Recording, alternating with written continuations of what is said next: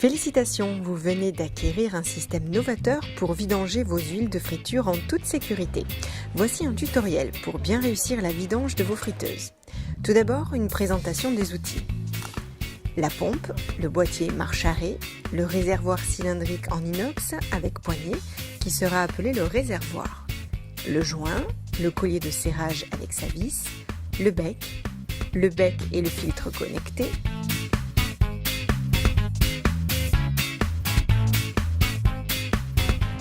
l'oléorack, qui est l'espace de rangement des accessoires, la canne d'aspiration et le flexible, et le bac à égoutture. Avant de faire la vidange, veillez à éteindre les friteuses. La température ne doit pas dépasser 120 degrés.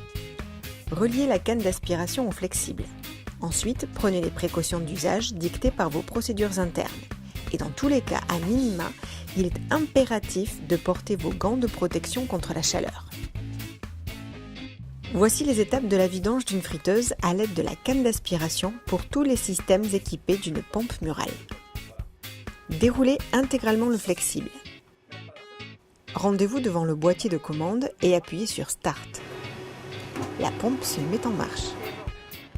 Plongez la canne d'aspiration dans le bac de votre friteuse en commençant par le haut et suivre le liquide vers le fond au fur et à mesure de l'aspiration.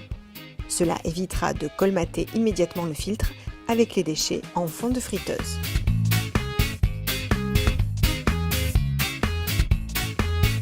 Une fois la friteuse totalement vidangée, vous pouvez relever la canne vers le haut et éteindre la pompe en appuyant sur Stop. Renouvelez l'opération autant de fois que vous avez de friteuse à vidanger. Déconnectez le flexible de la canne d'aspiration toujours avec vos gants.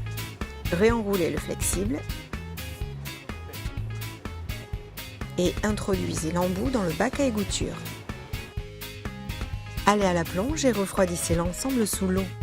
Vérifiez que la température est bien baissée avant d'ouvrir la canne d'aspiration. Prenez garde à ne pas perdre le joint blanc, il est impératif qu'il soit toujours présent. Nous vendons des joints, mais le but n'est pas là. Dévissez le filtre, videz les déchets dans une poubelle.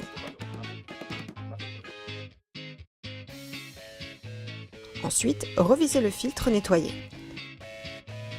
Refermez la canne d'aspiration en veillant à mettre le joint dans sa position d'origine.